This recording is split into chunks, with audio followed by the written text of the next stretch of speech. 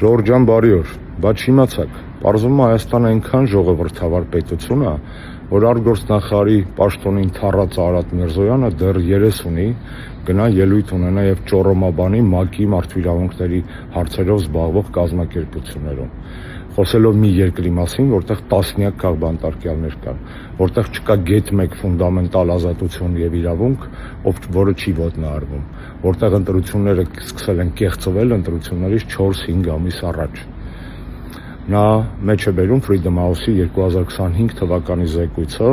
աղավաղելով այն եւ խաբելով փաստացի ոչ միայն հայ ժողովրդին, նաեւ միջազգային հանրությանը, որովհետեւ Freedom House-ի 25 թվականի զեկույցը արձանագրում է առաջինը,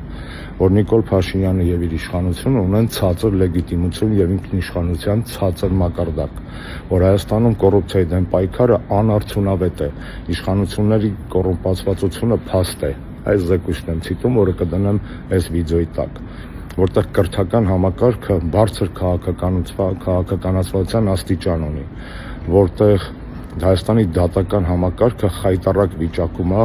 եւ սա արձանագրված է Freedom House-ի զեկույցում։ Ահա այսպիսի ժողովրդավարություն էր գովում Արադ Միրզոյանը։ Էլ չասեմ այն հատվածի մասին, որտեղ նա խոսում էր Ադրբեջանի հետ հարաբերությունների մասին։ Ձեռի հետ հիշատակելով մեր 19 հայրենակիցներին, նա ռիսկ ու պլոճիկ չուներ խոսելու ավելի կոշտ, պահանջելով մեր հայրենակիցների ազատ արձակումը։ Նա չքննադատեց այն խայտառակ դատական process-ը,